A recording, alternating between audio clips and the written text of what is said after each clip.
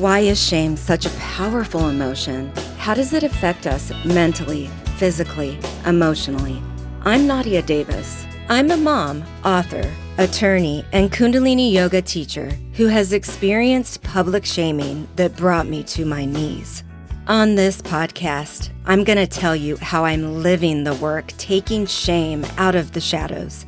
I'll give you real-life advice and skills to take away with you throughout your day. You'll hear from powerful guests who have overcome trauma and emerged stronger than ever. You too can ban the shame within and around you. Join me.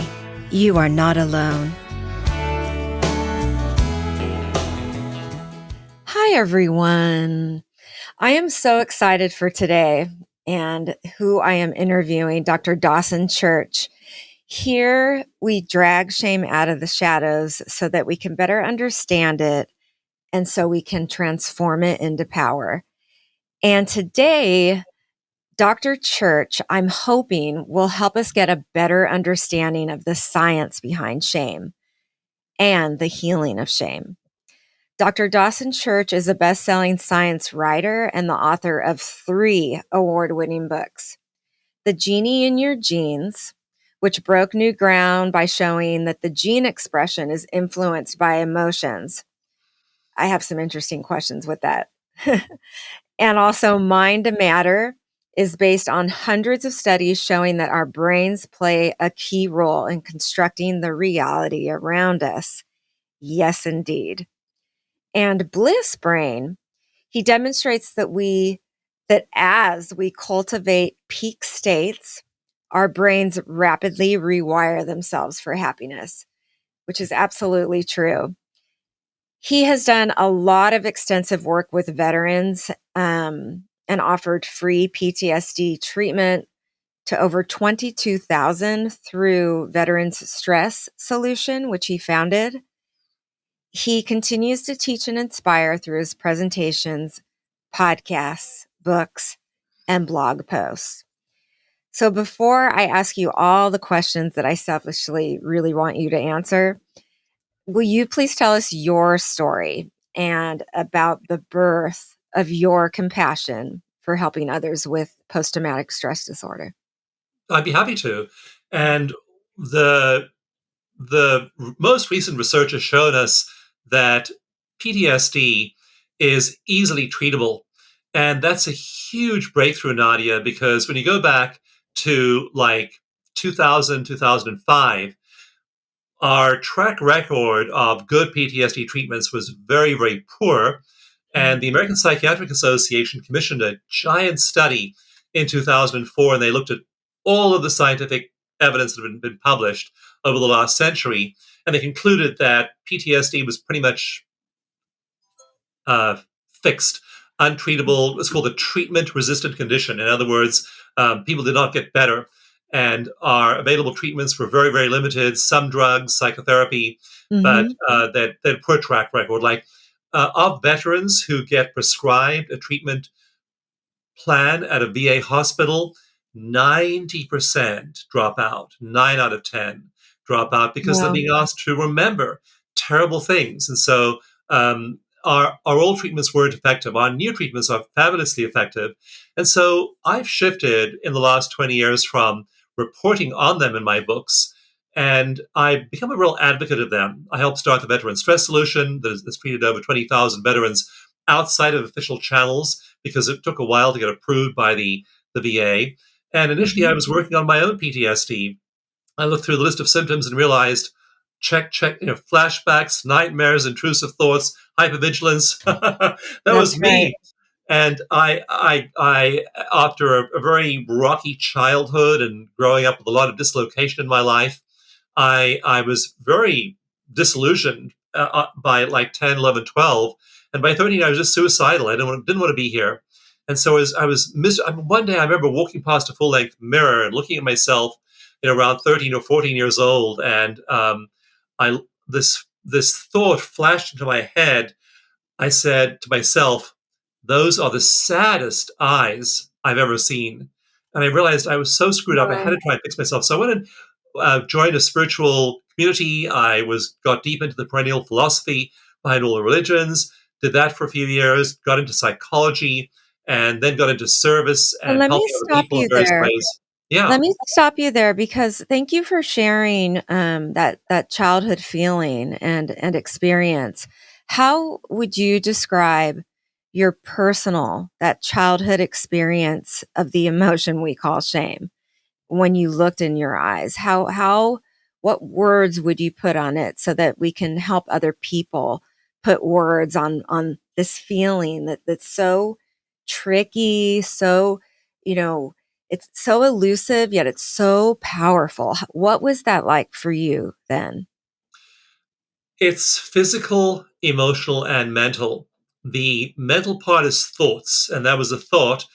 Those are the saddest eyes I've ever seen. It's an emotion, and I could feel it in my heart, this sense of just dread about Okay. being alive and what the next day might bring, and that just despair So of it ever fear. being better. Okay, And then the fear, physical despair, component. dread. Yes. And the physical component is it's like you've been punched in the gut. You feel as though your body is wrong. You feel it's even wrong to be in a body at all. A lot of people just feel as though they're so ashamed they don't even deserve to live. And you Mhm. wonder why you're even here, why you're allowed to live. And I mean, Okay.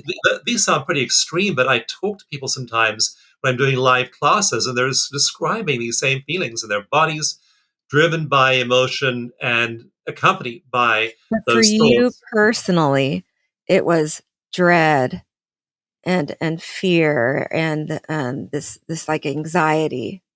That was Yeah. how you personally felt it then, okay. And the And then sick what feeling in your body too is physical as well.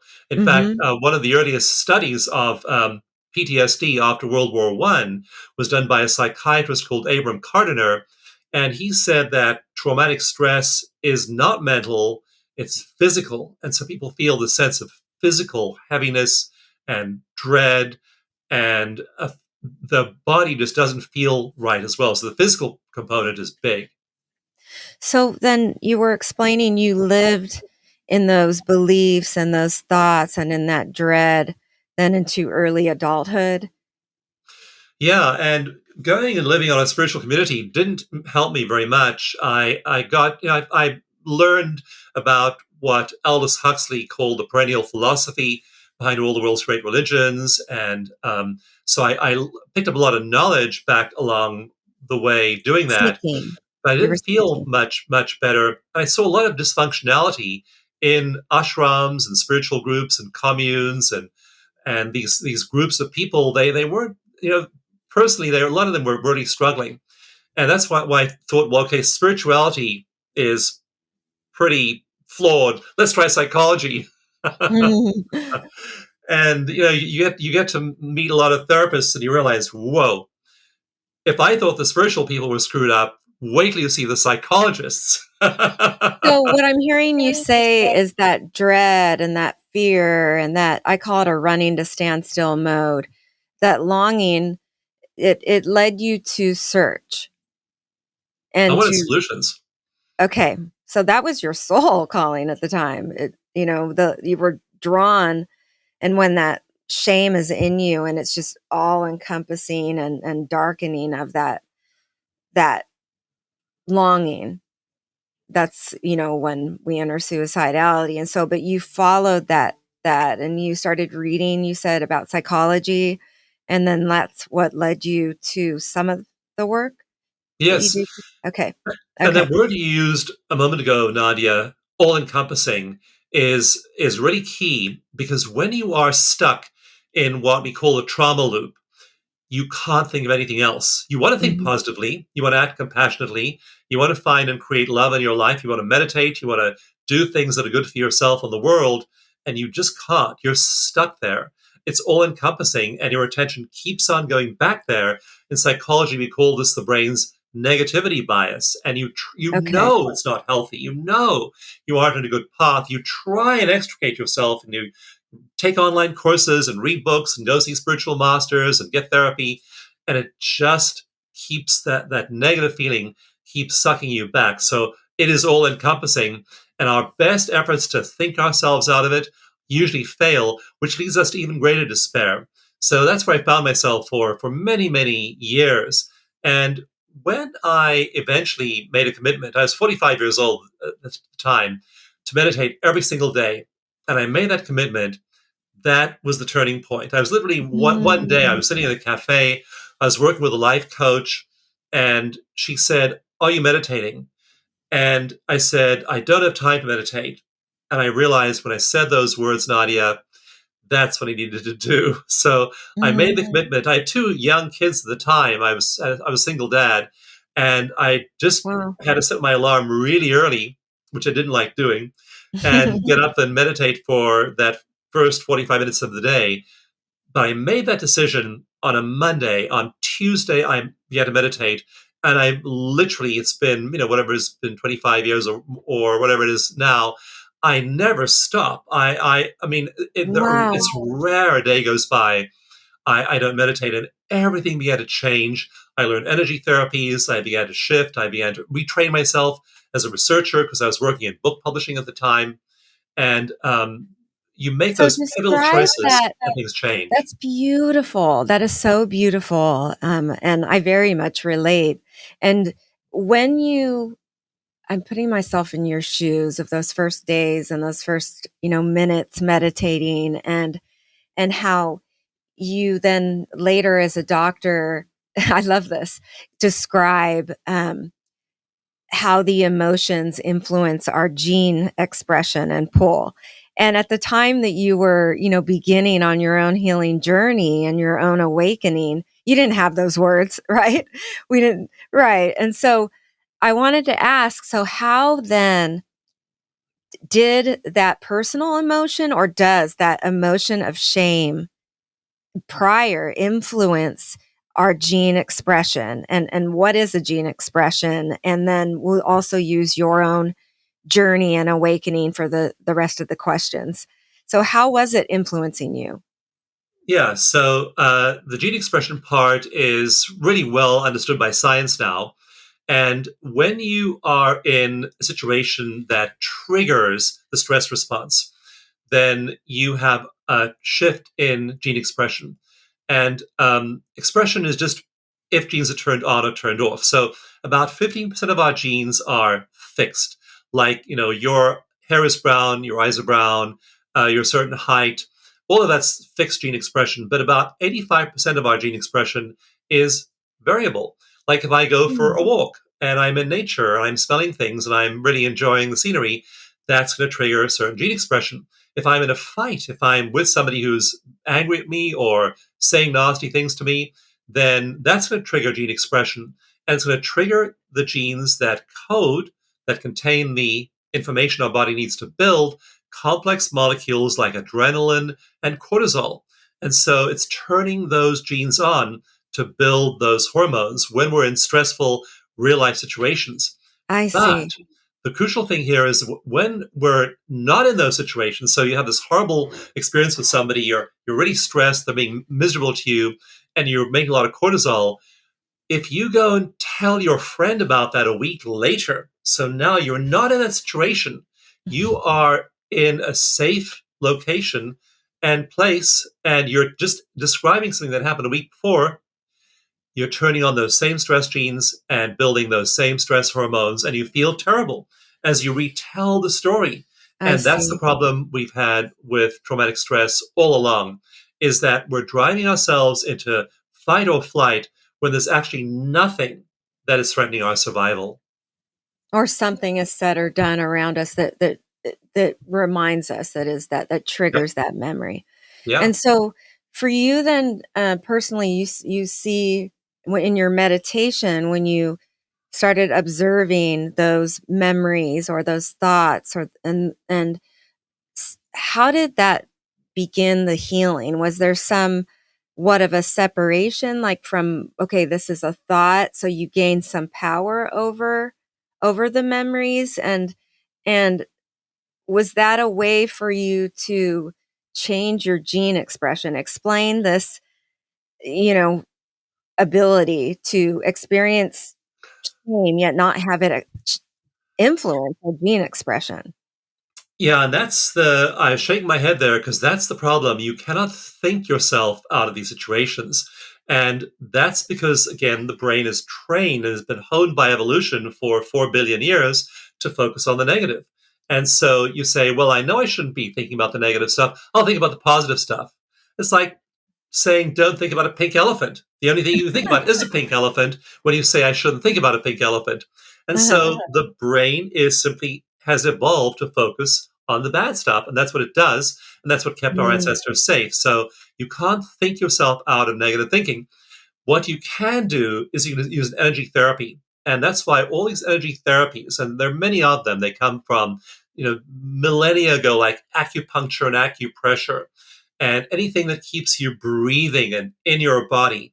A physical signal of safety like that, that has the ability to interrupt negative thinking. Another thought is very rarely successful. Right. That's that home within. Breathe. Yes. Yeah. And Change so your energy. what do you mean by our brain's key role in constructing the reality around us? And what can we do about it? Like you just said. That's what your comment reminded me of. The amazing thing is our brains can create molecules. And so I have a stressful thought that switches on a gene called CYP11B1 that makes cortisol. And so here I've made cortisol just for the stressful thought. And if I then de stress myself, if I meditate, or if I do acupressure or change my energy in a powerful way, then that shuts off CYP11B1, turns on other genes which make DHEA, which is your main cell repair and youthening hormone. So you are literally making molecules with your mind. In one just breakthrough study in 2020, they found that Alzheimer's plaques, Alzheimer's, which is triggered in large part by the deposit of these plaques in the brain, which interfere with neural signaling, is correlated more strongly with the negative thinking than with anything else, anything Oh to do with my lifestyle. goodness. Absolutely. You literally are causing the buildup of beta amyloid plaque in the brain by negative thinking. It's far stronger than genetics, than lifestyle, than anything else. It's triggered by negative thinking. So you're making molecules inside your body. But the cool thing is that Wow. in the second Okay, I half of need to my, stop you there. yeah, Wow, that's blowing my mind. And so if throughout life we are thinking positive, we are looking at the learning experiences of we view pain and suffering in a different way, very much so if that's possible only if you have a meditation practice to listen to the intuition. But if one is not doing that in their life and is feeding the negativity, it can actually change one's genes to be more prone to get dementia or Alzheimer's versus absolutely. It changes your wow. gene. And not only that, in that study, they found the effect scales. The more negative thinking, the more beta amyloid plaques in the brain. So it's dose dependent. It's like the adverse childhood experiences study. The more adverse childhood experiences, and they range from one of these to six of these. That's the scale, 0 through 6.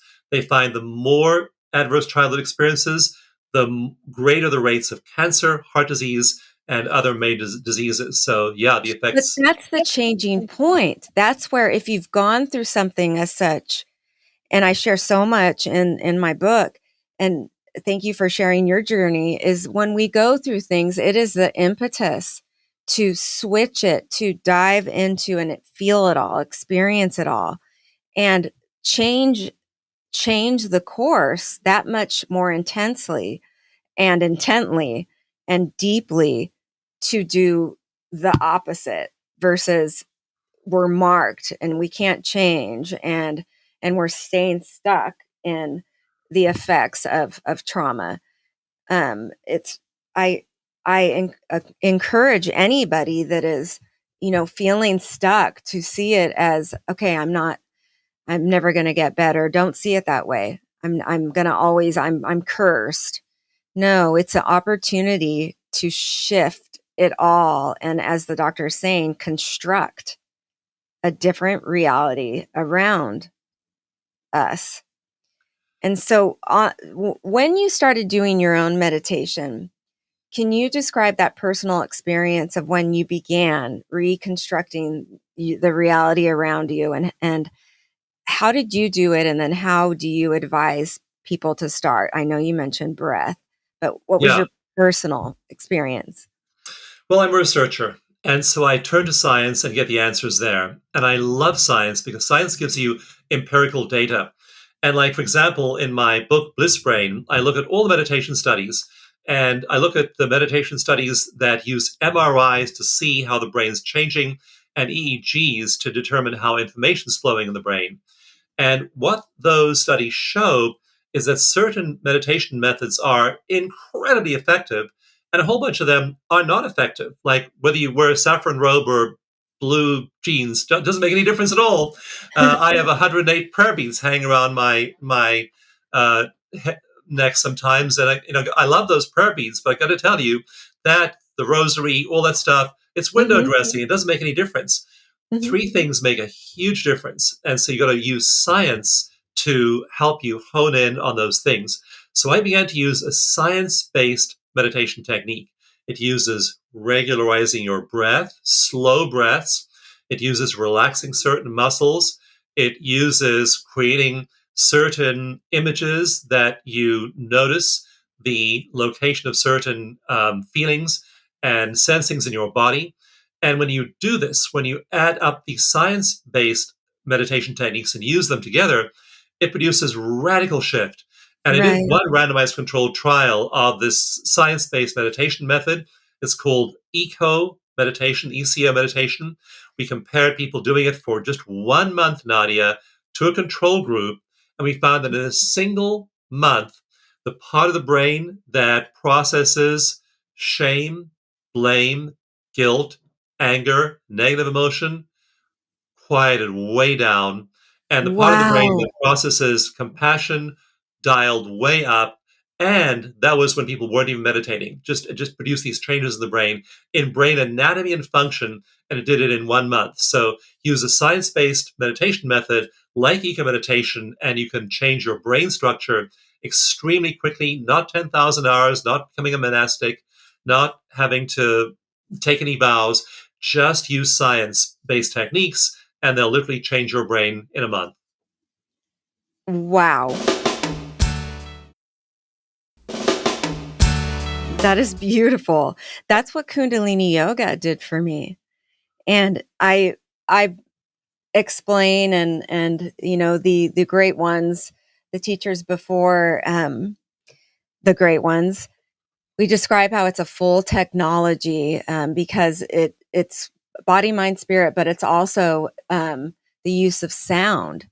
So I would love your thoughts on the use of mantra as well as sound, gong sound. But for me personally, it was the mantras that were, and I mean, the breath work was so important to create safety and calm within me. But it was the mantra of replacing the thoughts that was kind of the middle ground, right? You've nailed it. The mantra is replacing the thoughts. Something has to occupy that part of the brain, and you've got to have something there. If you Mhm. sit there and try and empty your, that's what I was taught when I was first learning meditation at 15 years old. They said, empty your mind. And the mind is simply not designed to be empty, it has to have something in Mhm. it. And that something is thought. And according to one huge Harvard study, most of our thought is repetitive and negative. So, Mhm. how do you replace it? And so if you try and empty your mind of all thought, it doesn't work because other things rush in.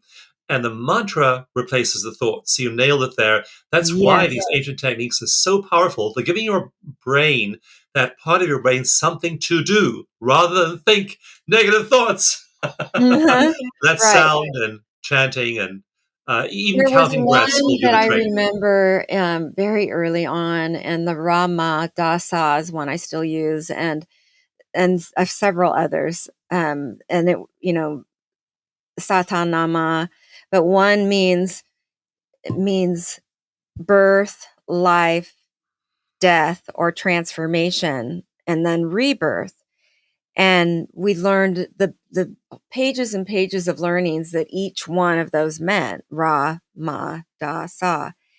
And having that deeper understanding, all that I needed to repeat were those 4 words to ingest and realize that there was an opportunity for transformation. And so it, like we were talking about earlier, in that all consuming darkness and times when shame is just all encompassing, please know that it's an opportunity for rebirth. It's an opportunity for transformation. And we can use breath and mantra slowly to get us there. I wish we could all get an MRI before and after. Seriously, imagine, doctor, if people, why isn't this out there more? Why Yeah. isn't, or is it out there? And why aren't people being scientifically convinced of the wonders of meditation, yoga, breath work? Yeah, the science is out there, and most people just are, there's a wonderful image in Sufism, and they say the gods descend from heaven every morning with their arms full of gifts for the people they love here on earth.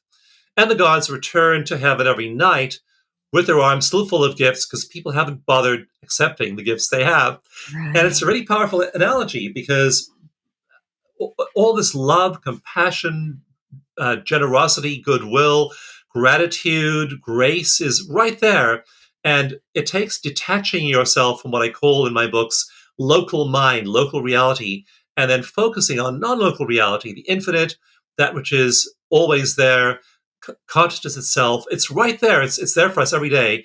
We just Right. don't plug into it because we're so quote unquote busy. So you have Right. to make that decision. I'm going to spend this 15 minutes of the day, this half hour, I'm just going to plug in. Now, once you start doing that, we find that people experience all this flood of well being, and then they have a much easier time keeping on with their practice in time. Mhm. But it takes setting aside that time, plugging in, then it starts to permeate down into your local level, your local reality, and your life starts to improve dramatically. Within a month or so of me having a regular practice every day, my money improved, my relationships with my children improved, my Right. work improved, my health improved, all kinds of things began to get better. And that's what you'll see when you have a consistent practice. But and then you nailed it also. There has to be that willingness, and that, the deep way of saying is like that soul search, that inventory, personal. But I don't know why most people don't stay stuck. I mean, it's the human condition, and we stay stuck in our fears and judgments. I explain it in the way where, like, our minds are survivalist in nature, and we never remember that. We never remind ourselves of that we are not bodies nor our thoughts. And we have a choice every day between thinking that we are and getting lost in fears and judgments, or in choosing love and having self compassion, doing that breathing to then hear all the learnings of our soul and all the answers. There's so many answers. What do you think are the, the, the key tips to cultivate what you called peak states? I remember reading the peak Yeah. state. So, meditation is this fundamental practice. And what it leads to in time is peak states during non meditation. And so you meditate, you plug into the all it is, you plug into consciousness itself.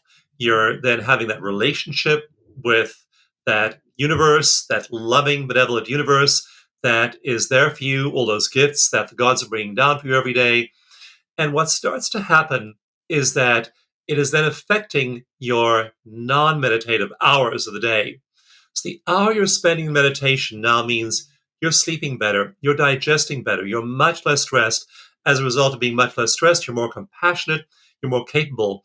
We did one study, which is being published in a peer reviewed journal next year. It showed that people who are doing this for a month improve their productivity at work. They get much more productive, much more creative, much more resilient at Mhm. work as well as in their families. So the effects then spread out around you as well. initially they're internal effects. They then gradually become external effects as well. And so that's the promise of this kind of a science-based practice. Practice it regularly, and the effects start to change not only your body, but the world around you. It doesn't take that long. It takes about a month for that to become obvious. Do it for longer, the effects will intensify past that point too. And the biggest challenges are people think we should be doing it a certain way. Yes, there's pros to doing it in the ways, I mean, we have biases about which ones work the best.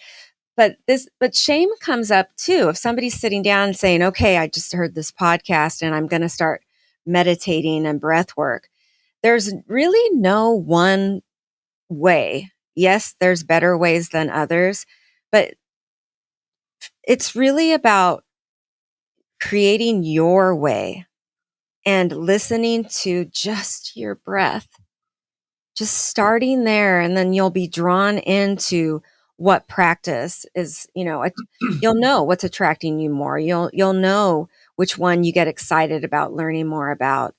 I just think that one of the biggest challenges on that journey of healing, on that quest, is beating ourselves up, thinking we should do it a certain way. Yeah. What have you found? So early meditation studies were all about just you said meditation. But then researchers in Germany at the Max Planck Institute said, compassion meditation is very, very different from Vipassana meditation or following a thought meditation or moving meditation. There are different meditation styles. In my book, Bliss Brain, I break them into 7 meditation styles. And you're totally right. There's no one size fits all. Some people do really well with a sitting meditation. Others do really well with a moving meditation. So there are people for whom it's painful to sit, but give them yoga, give them qigong, they love it. And so they need to move their bodies. Other people are really inspired by reading the works and the words of masters. Go read Saint Teresa of Avila. Go read Ram Dass. And in Catholicism, that's called Lectio Divina. So you prime your brain for well-being by reading. So that's not going to work for the mover. That's not going to work for the one person who wants to have a meditative practice of sitting.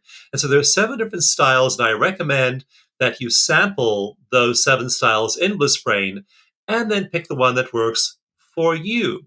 If you're a What are busy the other mom, styles? So you named 4 or 3. Do you remember the other 4? yeah. So you said So moving, silent, reading. yeah. One of them is the one you mentioned earlier that involves sound or chanting. Okay. And there that can be as simple as chanting Om, can be Gandhi died when he was shot, assassinated. Mohandas Gandhi died with the name of God on his last words were Ram, Ram, Ram. He died with the name of God on his lips. A lot of these rishis and sadhus do that. And so that's incredibly effective to use chanting or some form of sound. Also, for some people, visualization is really powerful. They visualize, for example, the image of a saint. And so by putting that image of Mother Mary or Francis of Assisi or Anandamayi Ma or Ramana Maharshi around you, by having those images around you, you are remembering that we aren't the first people to figure out spirituality, that this path has been trodden by millions of adepts before us, and we can acquire their characteristics by using them as a template for ourselves. So images, visual images like that Yeah, are or really, outside in nature, I could see how watching the way the wave is moving in a leaf or the waves, um, the patterns of nature, it can be a good source for visualization. yes. Yeah. And that is another meditation style is Oh, to okay. trigger yourself with time in nature. And that can be a Buddhist walking meditation, walking through the forest, one foot in front of the other, sitting in a particular place that is really significant to you in nature. But nature alone changes gene expression. And it doesn't take going on a 4-week wilderness quest. Mhm. Just walking out into the urban park in Chicago, and standing there in the grass for a few minutes starts to trigger the same kinds of gene expression that in Japan is called forest bathing. People go and immerse themselves in the forest, but go standing on in that 20 square inches of grass in the middle of Chicago has the same effects on your genes. So all of these are ways of doing it, and you want to pick a method that really works for you. So on your personal journey, when the more of these meditations that you did, and um, what started happening to your PTSD symptoms? They went away with a speed that amazed me. I was both meditating and I was doing EFT acupressure, emotional freedom techniques, acupressure tapping on acupuncture points. I found when I get triggered, like the very first time I used EFT, I was really nervous about. I had this property I wanted to sell, and it was falling out of escrow, and I was getting very emotionally triggered about the deal going away. So I just sat on the steps of my office and I did some tapping, and my anxiety went away. I was like, So that's what "Whoa!"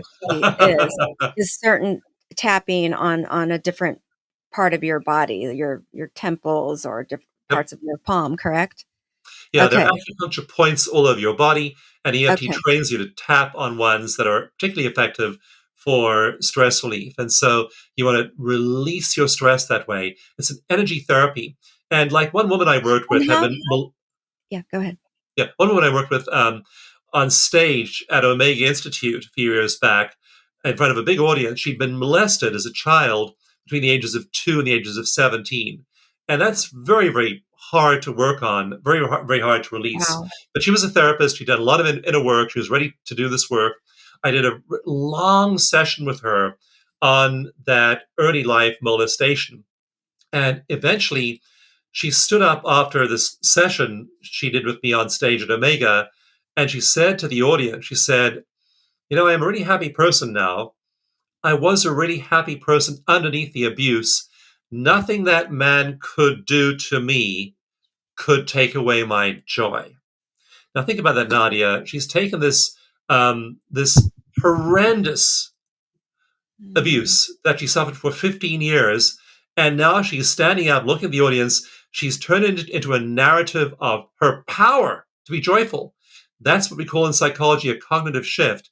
And you take the very things that most injured you and wounded you and disabled you, and now you look back and say, that sucked. That should never have happened. It was unfair. It was grotesque. It was awful. And I'm now turning that into a narrative of thriving, surviving, getting through it. I'm stronger as a result. And that's the kind of power that energy therapies have to produce That changes is in our psyche. beautiful. And nothing anyone has said or done to us, including ourselves, changes our true infinite self and that love and light we are. So what a beautiful story. I'd love Please give me her name and everything after. What a beautiful story.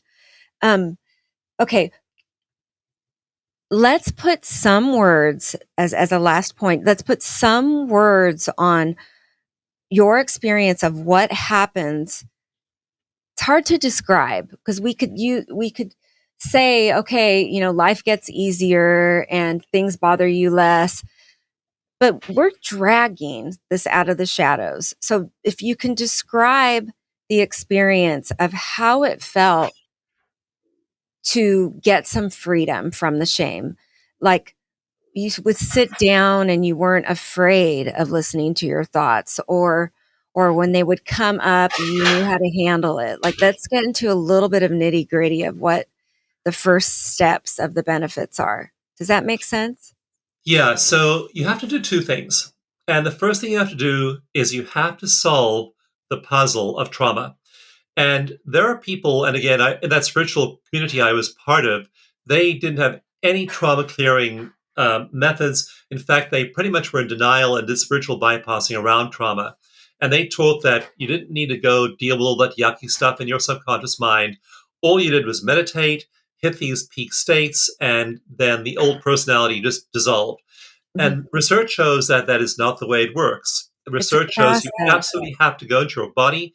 You have to remember. You have to process all of that old stuff through. If you do not do that, it festers and becomes the dark side of the personality in the shadow. And from the shadow, it rises up and grabs you and gets your attention. That's why all these spiritual communities where there are these glowing leaders, there are these sex scandals and money scandals and land scandals and abuse scandals, because these people haven't healed that trauma side. So you have to go in there and you have to heal, have a way of healing trauma. And it's EFT that I teach to do that. All these physical methods are effective for that. EMDR is effective. Yoga therapy is effective. EFT is incredibly effective because it's self-help. You don't need a therapist to do most of it. So that's why I emphasize EFT tapping, and there are other methods as well. So that's what you do have to do as a way of getting yourself out of trauma.